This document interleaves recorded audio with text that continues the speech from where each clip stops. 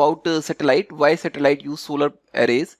Actually, we all have seen that satellites plays very important role in day-to-day life of life.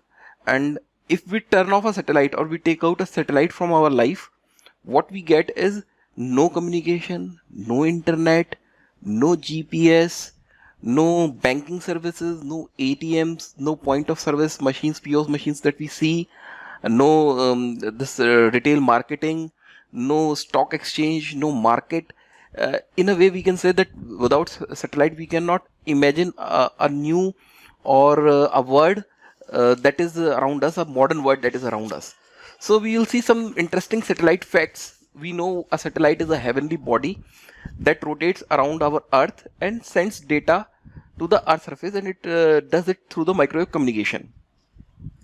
So we'll see some satellite facts why satellite use solar arrays.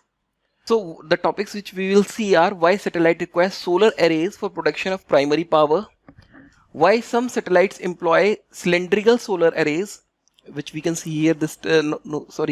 While some satellite employ cylindrical solar arrays in spin satellite system, and why others some use solar rail arrays like this one, and why a satellite requires battery in addition to solar cell arrays. So first we'll see what is a rocket. This is a commonly what comes to our mind when we say about a rocket. We think of something that is going to the space. What comes to our mind when we see a rocket? Something that goes into the space, but we don't have in mind what is the purpose of the rocket. So rocket is nothing but it's basically a spacecraft or a vehicle which transports satellite to the space. Here you can see, actually this is the rocket and this satellite is the payload. Payload means the load that it is carrying to the space, and it will pay in terms of revenue by establishing the satellite in its orbit. So what is a launch vehicle and how we decide a launch vehicle is shown here. The launch vehicle is decided on the basis of its capacity, that is the how much load that it has to carry, the weight of the satellite that it has to carry to the space, the number of kgs that it can place into various orbits. Different space vehicles have different capacities to launch into the orbits. There are several orbits: LEO, that is the nearest one, low Earth orbit; MEO, that is medium Earth orbit; and GEO, which is the farthest one, that is geostationary orbit. So in different orbits, for example, suppose if we have to go to a nearby place, then we can go by walking, and if we have to go far away, then we can go by two-wheeler.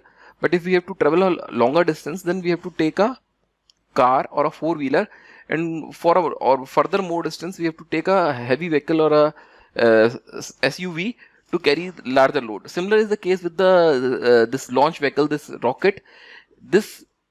The size of the satellite, the number of kg that has to be placed, all these factors decide the selection criteria of the space vehicle. So the physical side of the satellite, that it can accommodate the maximum diameter and length of the satellite, and the most important thing is reliability. Reliability means that number of successful flights that it has taken. The satellite is referred to as payload for the launcher. I have already told you that this satellite is fit into this rocket, and this rocket will establish this into the space and the orbit. Now there are two types of satellites. One is spin stabilized satellite. In this we can see that this is a circular satellite, and it is stabilized by spinning like a gyroscopic spin of a top. So the body of this satellite is covered with solar cells, and this is a cylindrical body. In this satellite also we can see that this is a cylindrical body, and its body is covered with the solar cells. Generally, the satellites are launched well above the surface of the Earth, and they receive solar energy from the sun for more than 95% of the period. Hence, by conversion of solar energy to electric energy, we can provide power to operate the circuit in satellite. For conversion of solar energy to electric energy, solar panels are required to be placed on the body of the satellite, or a solar array is required which receives the solar energy and converts it into the electric energy. So this converted electric energy provides the power to operate the circuit in the satellite. In absence of satellite, during the cases of eclipse, the sunlight batteries are used to provide uh, power to the satellite. Suppose a satellite comes in the eclipse zone, then the batteries will be used. The life of satellite is large, and most of the power is derived from the sun, that is solar energy. So we'll continue to see the satellites. Next is stabilized satellite types. This body is cylindrical and only half of the solar cells are illuminated. You can see that one half is facing the earth and other half is facing to the sun. So the only half that is facing to the sun can receive the solar energy. So the result is the generation of electric power is less because only half of the solar cells are facing sun. You can see in this one also, suppose this half is facing the sun, then this will produce the electric energy, but whereas the other half which is facing towards the earth will not produce the electric energy, so the generation of the power is less. Whereas in 3-axis stabilized satellite, these are the solar arrays here. These are the solar arrays, and this is a sort of satellite or station, you can say. These are the solar arrays. So large communication satellites use direct broadcast can generate power up to 6 kilowatts from the solar power. So as large as 6 kilowatts can be generated using the solar power. So in a 3-axis stabilized satellite, the cells are arranged on flat panels. You can see here in flat panels these are arranged, and the cells can be rotated on order to maintain the incidence of the satellite. So these panels can be arranged to face towards the sun in order to receive solar energy. So what is done? Actually, these solar panels are actually foldable. These are folded and placed into the satellite itself, or box of the satellite itself. And when the satellite reaches to the space, these solar panels are unfurled. So the weight is also less, comparatively lesser to the spin stabilized satellite. So here you can see this is a solar panel, and this can be rotated through this mechanism to face the sun. 3-axis stabilized satellite. So in comparison to spin stabilized satellite, here the area that is covered by solar cell is required is less, and this saves weight. And we have already seen if weight is saved, then we have the power to choose a correct type of space vehicle, that is rocket. So here you can see that these panels can be folded, can be placed into this box here, into this box, and when it reaches to the space, then these can be unfurled and take its position. So the weight becomes lighter. Now power generation. For obtaining large power in excess of 10 kilowatts, the spinner requires large body for placing the solar cells. Because in spinner satellites, you can see the solar cells are placed on the bodies. So if you have to generate more power, then you have to increase the size of the body of these spinner satellite. Whereas in this 3-axis body stabilized satellites, you can fold more arrays onto this, and only thing you have to do is carefully unfold it when it reaches the space. Here, if you increase the size of the satellite, then the choice of that space vehicle becomes limited. This will exceed the maximum payload capacity also for the launch vehicles. So it is better if we go for this 3-axis stabilized satellites. Now power generation. Solar cell must be rotated by an electric motor once every 24 hours. So these solar cells, as I have told you already earlier, these has to be rotated by electric motor to face towards the sun, so that the power generation is maximum. This helps to keep the satellite in full sunlight.